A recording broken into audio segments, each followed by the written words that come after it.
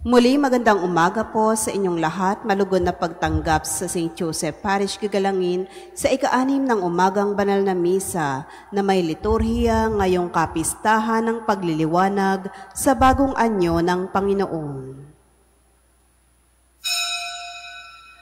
Tumayo po ang lahat at tayo'y makiisa sa Eukaristikong pagdiriwang na pamumunuan ng ating Kura Paroko, Reverendo Padre Douglas D. Badong.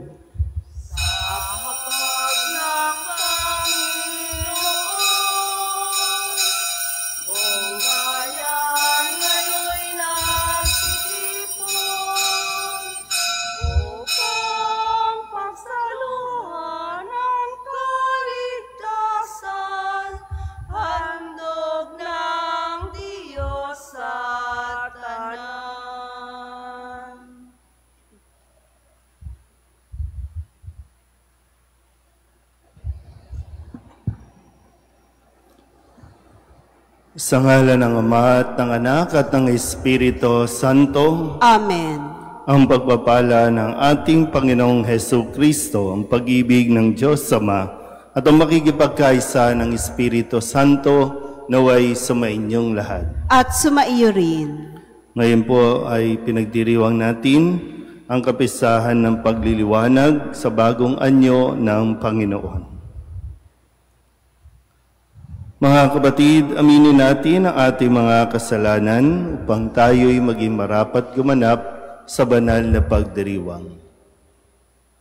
Inaamin ko sa makapangyarihang Diyos at sa inyo mga kapatid, na lubha akong nagkasala sa isip, sa salita at sa gawa, at sa aking pagkukulang. Kaya isinasamo ko sa mahal na Birheng Maria, sa lahat ng mga anghel at mga banal, at sa inyo mga kapatid, na ako'y panalangin sa Panginoong ating Diyos. Kaawaan tayo ng makapangyarihang Diyos, patawarin tayo sa ating mga kasalanan, at patnubayan tayo sa buhay na walang hanggan. Amen. Panginoon, kaawaan mo kami. Panginoon, kaawaan mo kami. Kristo, kaawaan mo kami. Kristo, kaawaan mo kami. Panginoon, kaawaan mo kami. Panginoon, kaawaan mo kami. Papuri sa Diyos sa kaitaasan at sa lupa'y kapayapaan sa mga taong kinalulugdan niya. Pinupuri ka namin, dinarangal ka namin, sinasamba ka namin, ipinagbubunyi ka namin, pinasasalamatan ka namin, dahil sa dakila mong angking kapurihan. Panginoong Diyos, Hari ng langit, Diyos amang makapangyarihan sa lahat, Panginoong Hesus Kristo, bugtong na anak, Panginoong Diyos, Kordero ng Diyos, anak ng Ama, ikaw na nag-aalis ng mga kasalanan ng sanlibutan, maawa ka sa amin. Ikaw na nag-aalis ng mga kasalanan ng sanlibutan, tanggapin mo ang aming kahilingan. Ikaw na naluluklok sa kanan ng Ama, maawa ka sa amin. Sapagkat ikaw lamang ang banal, ikaw lamang ang Panginoon, ikaw lamang o Kristo ang kataas-taasan, kasama ng Espiritu Santo, sa kadakilaan ng Diyos Ama. Amen. Manalangin tayo.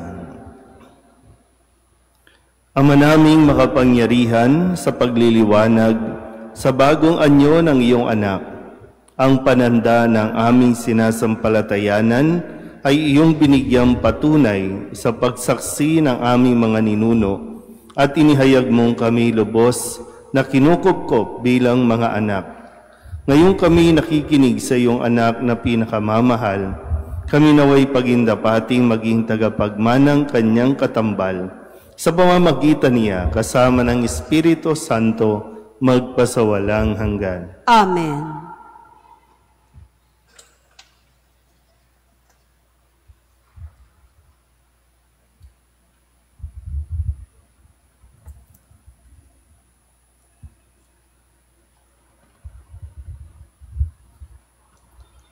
Pagbasa mula sa aklat ni Propeta Daniel.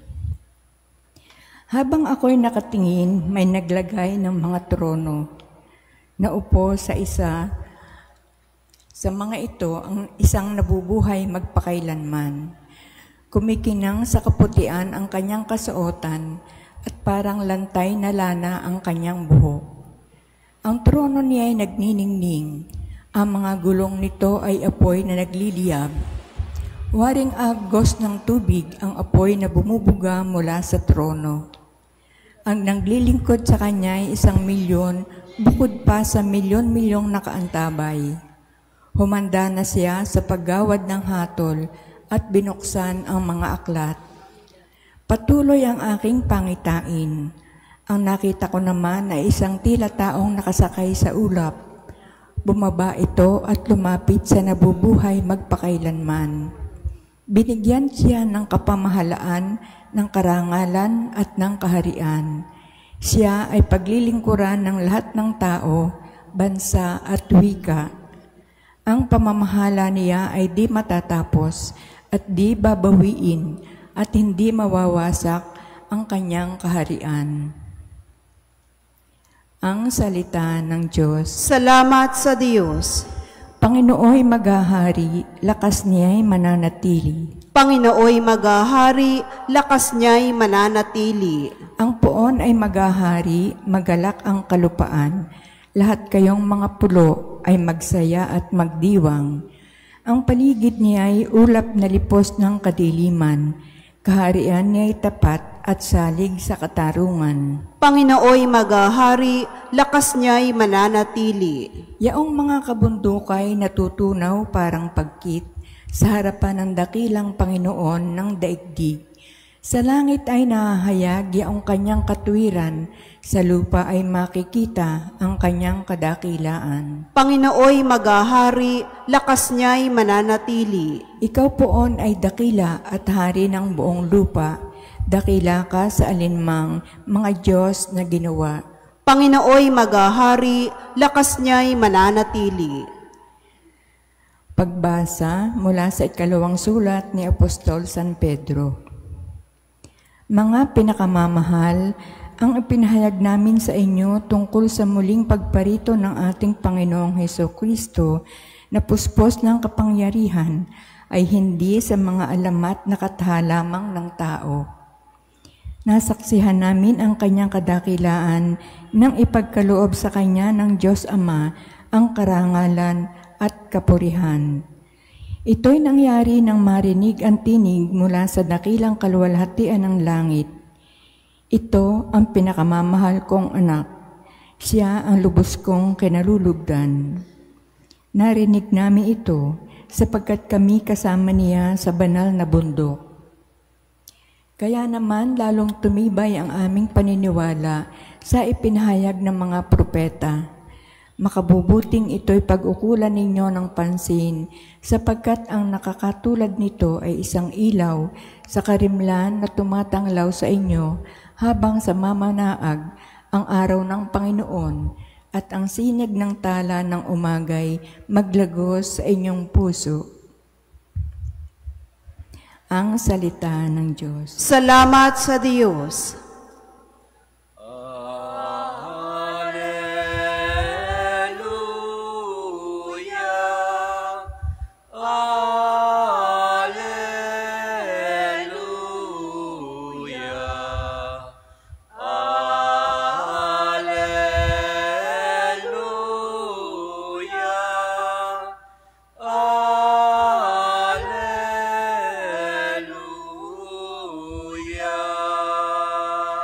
Sabi ng Diyos ay pakinggan ang anak niyang minamahal na lubhang kinalulugdan.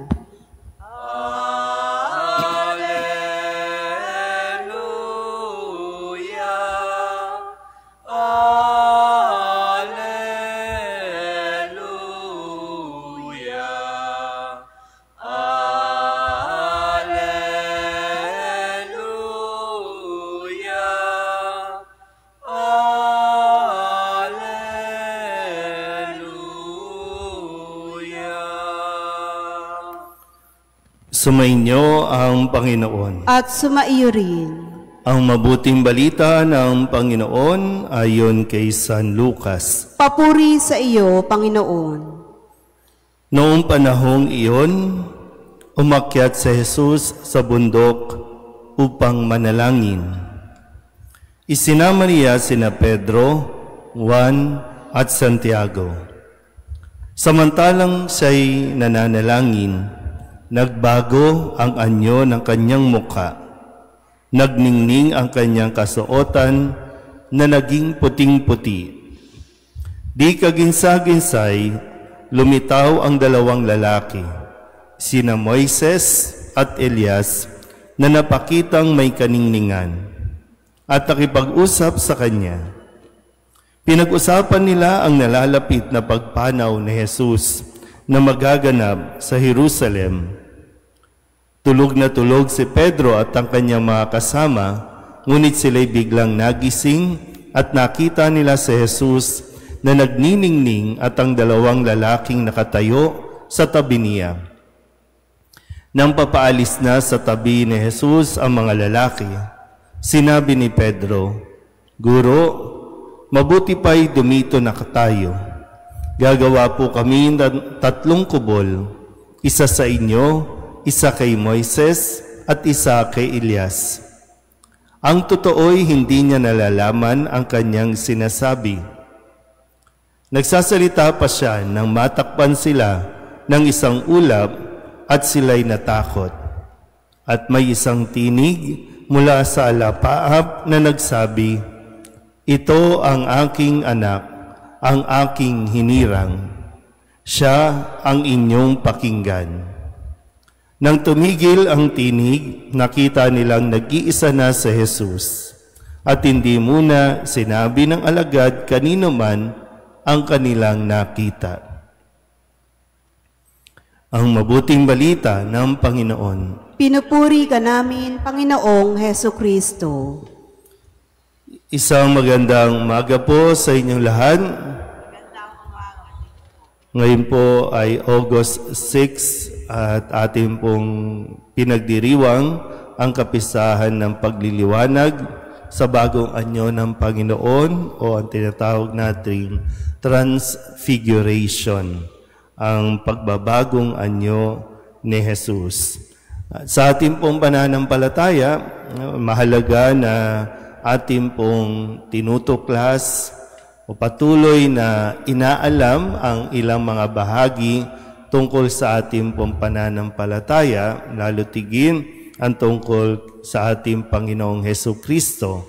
Dahil madalas din natin naririnig na sinasabi ni Kristo, "Ako ang daan, ang katotohanan, at ang buhay." So, crucial na malaman natin at makilala natin ang Panginoong Heso Kristo na ating pong sinasampalatayanan.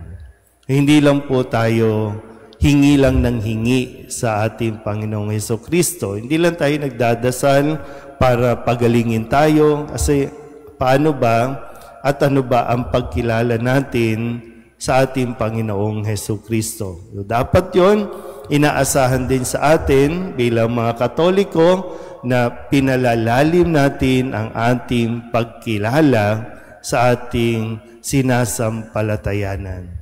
Sa araw na ito, sa pagdiriwang ng pagbabagong anyo, matutunghayan natin o matutuklasan natin na totoo si Kristo bilang tao, totoo ding bilang Diyos. Naranasan ito at nakita ng mga unang mga apostol na Pedro, Juan at Santiago, yung pagka-Diyos niya, yung divinity, yung pagiging divine ni Kristo ay kanilang natunghayan. Pangalawa, ito din ay paalala sa atin na si Kristo ang katuparan ng lahat ng ipinapahayag na mababasa natin sa Biblia. Kaya nga nandoon si Moises at nandoon din si Elias. Si Moises ang binigyan ng kautusan, kaya si Kristo ang katuparan ng kautusan. At ng lahat ng ipinahayag mula pa sa panahon ni Propeta Elias hanggang sa magpasa hanggang ngayon, yung katuparan ng lahat ng mga ipinahayag ng mga propeta. Pangatlong bahagi na kailangan natin pong unawain, lalo tigit, yung paalala sa atin, mahalaga na pinakikinggan natin si Kristo sa kanyang mga itinuturo, iniaaral para sa lahat. Kasi sa taong marunong makinig sa ating Panginoong Hesukristo, nagaganap ang pagbabago sa kanyang buhay. So, pwede tayo nakaupo dito, pwede tayong araw-araw nasa simbahan, pero hanggat hindi natin inihiling sa Diyos yung grasya na mabuksan ang ating mga tenga para mapakinggan natin ng lubusan ang sinasabi sa atin ni Kristo, walang magbabago. Hindi tayo magbabago. So ang susi sa pagbabago, kung gusto natin, minsan, di ba, dinadasal naman natin talaga, gusto natin magbago, pero hanggat hindi natin pinakikinggan, hanggat hindi tayo nakikinig sa ating Panginoong Hesukristo, hindi tayo mababago. So nawa, sa araw na ito, hilingin natin ang biyaya mula sa ating Panginoon na lubusan nga nating kilalanin at lubusan nating mapakinggan ang mga aral ng ating Panginoon Hesukristo. Amen.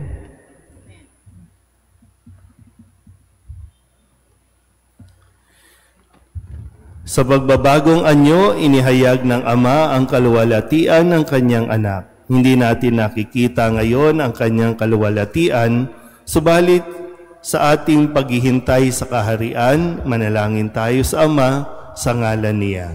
Ang ating pong itutugon, Panginoon, dinggin mo ang aming panalangin. Panginoon, dinggin mo ang aming panalangin.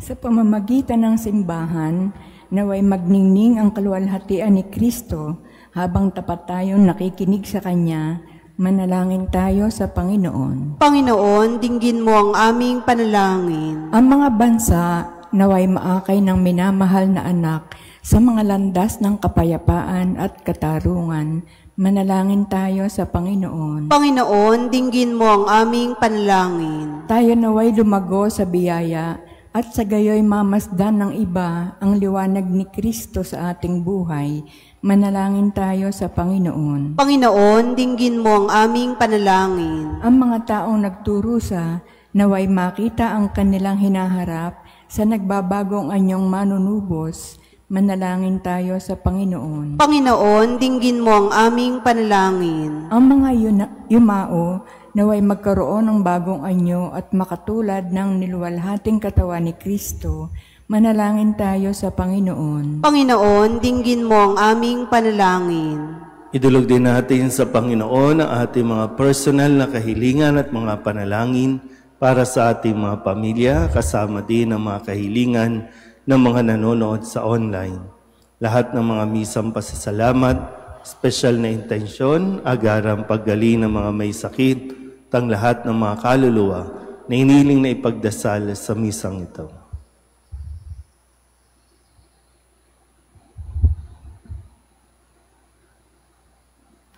Ang lahat ng ito hiniling namin sa ngalan ni Kristo, ang aming Panginoon. Amen. Kunin at tanggapin ang alay na ito, mga biyayang nagmula sa pagpapala mo. Tanda ng bawat puso, pagkat inibig mo.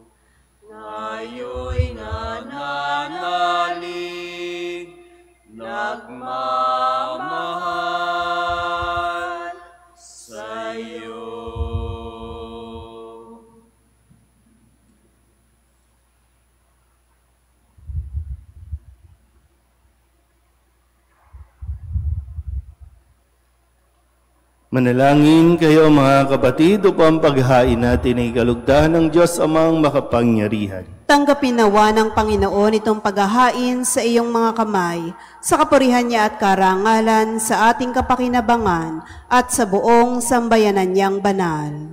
Ama naming lumikha, ang mga hain namin naway, maging banal sa liwanag ng bagong anyo ng anak mong mahal. Ang kadilimang dulot ng kasalanan sa amin ay maparam nawa sa sinag niyang maningning, sa pamamagitan niya kasama ng Espiritu Santo, magpasawalang hanggan. Amen. Sumainyo ang Panginoon. At sumaiyo rin. Itaas sa Diyos ang inyong puso at diwa. Itinaas na namin sa Panginoon. Pasalamatan natin ang Panginoong ating Diyos. Marapat na siya ay pasalamatan. Ama naming makapangyarihan, tunay ngang marapat na ikaw ay aming pasalamatan sa pamamagitan ni Jesucristo na aming Panginoon. Ipinakita niyang siya'y maningning habang ang mga piling alagad ay nakatingin. Pinuspos niya sa kaliwanagan ang katawan niyang di iba sa karaniwan. Dito'y pinawi niya ang pangamba't takot ng mga alagad sa magaganap sa krus. Dito'y inilahad niya sa kanyang sambayanan na magliliwanag ang tanang kanyang pinangunguluhan. Kaysa ng mga anghel na nagsisiawit ng papuri sa iyo, nang walang humpay sa kalangitan, kami nagbubunyi sa iyong kadakilaan. Santo, Santo, Santo, Panginoong Diyos ng mga hukbo, napupuno ang langit at lupa ng kadakilaan mo. O sana sa kaitaasan, pinagpalang na paririto sa ngalan ng Panginoon. O sana sa kaitaasan. Ama naming banal, ikaw ang bukal ng tanang kabanalan. Kaya't sa pamamagitan ng iyong Espiritu, gawin mong banal ang mga kaloob na ito upang para sa aming maging katawan at dugo ng aming Panginoong Heso Kristo. Bago niya pinagtiis ang kusang loob na maging handog, inawakan niya ang tinapay, inasalamatan kaniya, pinaghati-hati niya iyon, iniabot sa kanyang mga alagad at sinabi, tanggapin ninyong lahat ito at kanin, ito ang aking katawan na ihahandog para sa inyo.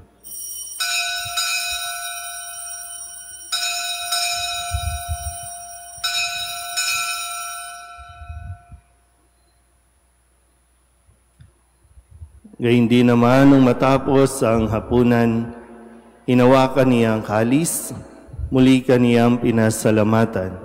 Iniabot niya ang kalis sa kanyang mga alagad at sinabi, tanggapin ninyong lahat ito at inumin. Ito ang kalis ng aking dugo, ng bago at walang hanggang tipan. Ang aking dugo na ibubuhos para sa inyo at para sa lahat sa ikapagpapatawad ng mga kasalanan.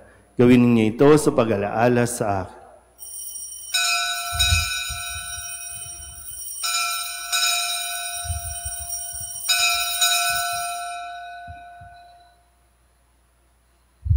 Ipagbunyi natin ang misteryo ng pananampalataya. Si Kristo'y namatay, si Kristo'y nabuhay, si Kristo'y babalik sa wakas ng panahon. Ama, ginagawa namin ngayon ang pag-alaala sa pagkamatay at muling pagkabuhay ng iyong anak. Kaya tiniaalay namin sa iyo ang tinapay na nagbibigay buhay at ang kalis na nagkakaloob ng kaligtasan. Kami napapasalamat dahil kami iyong minarapat na tumayo sa harap mo para maglingkod sa iyo. Isinasamo namin kami magsasalo-salo sa katawan at dugo ni Kristo ay mabuklod sa pagkakaisa sa pamamagitan ng Espiritu Santo. Ama, lingapin mo ang iyong simbahang laganap sa buong daigdig. Puspusin mo kami sa pag-ibig kaysa ni Leon na aming Papa at ni Jose na aming obispo at ng tanang kaparian. Alalahanin mo rin ang makapatid naming nahimlay nang may pag-asang sila'y muling mabubuhay, gayon din ang lahat ng mga pumanaw. Kawaan mo sila at patuloyin sa iyong kaliwanagan. Kawaan mo at pagindapating kaming lahat na makasalo sa iyong buhay na walang wakas. Kaysa ng mahal na Birheng Maria na ina ng Diyos, ng kabiyak ng puso niyang si San Jose, kaysa ng mga apostol at ng lahat ng mga banal na namuhay dito sa daigdig ng kalugod-lugod sa iyo, may pagdiwang nawa namin ang papupuri sa ikararangal mo sa pamamagitan ng iyong anak na aming Panginoong Heso Kristo. Sa pamamagitan ni Kristo, kasama niya at sa Kanya, ang lahat ng parangal at papuri ay sa iyo, Diyos Amang makapangyarihan, kasama ng Espiritu Santo, magpasawalang hanggan. Amen. Amen.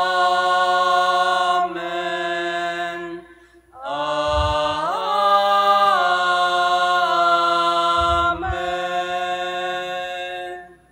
Sa tagubilin ng manakagagaling na utos at turo ni Jesus sa Panginoon natin at Diyos, ipahayag natin ang lakas loob.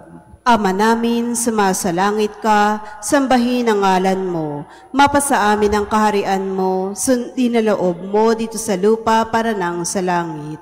Bigyan mo kami ngayon ng aming kakanin sa araw-araw at patawarin mo kami sa aming mga sala para ng pagpapatawad namin sa nagkakasala sa amin. At huwag mo kaming ipahintulot sa tukso at iadya mo kami sa lahat ng masama. Hinihiling namin kami iadya sa lahat ng masama, pagkalooban ng kapayapaan araw-araw, iligtas sa kasalanan at ilayo sa lahat ng kapahamakan. Samantalang aming pinananabikan ang dakilang araw ng pagpapahayag ng tagapagligtas naming si Heso Kristo. Sapagkat iyo ang kaharian at ang kapangyarihan at ang kapurihan magpakailanman. Amen. Panginoong Heso Kristo, sinabi mo sa iyong mga apostol, kapayapaan ang iniiwan ko sa inyo, ang aking kapayapaan ang binibigay ko sa inyo. Tunghayan mo ang aming pananampalataya at huwag ang aming mga pagkakasala.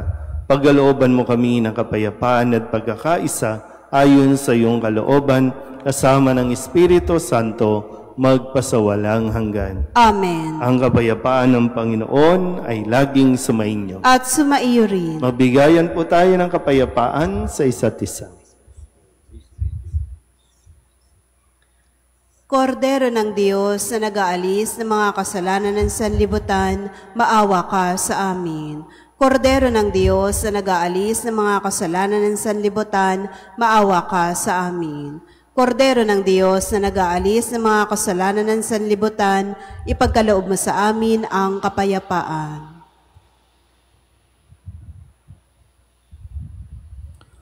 Ito ang kordero ng Diyos. Ito ang nag-aalis ng kasalanan ng sanlibutan. Mapalad ang mga inaanyayahan sa kanyang piging. Panginoon, hindi ako karapat-dapat na magpatuloy sa iyo, ngunit sa isang salita mo lamang ay gagaling na ako.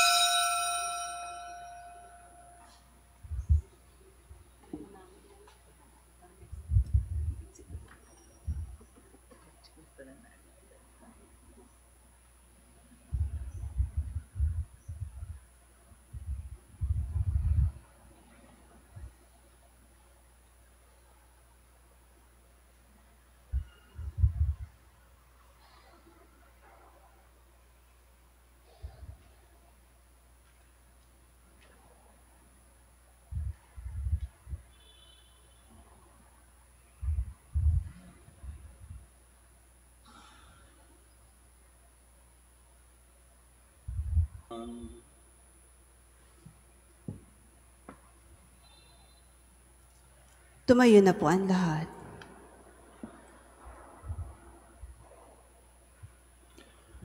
Manalangin tayo. Ama naming mapagmahal, ang tinanggap naming banal na pakikinabang ay siya nawang magbago sa amin sa ikapagiging kalarawan ng niloob mong magpamalas ng pagdiliwanag sa bagong anyo bilang aming tagapamagitan kasama ng Espiritu Santo magpasawalang hanggan. Amen. Sumainyo ang Panginoon. At sumaiyo rin. At pagpalain kayo ng makapangyarihang Diyos, Ama at Anak at Espiritu Santo. Amen. Tapos ang banal na misa, humayo tayo sa kapayapaan ni Kristo. Salamat sa Diyos. Magandang umaga po. Masdan mo ang hingas ng pag-asa at ang awit na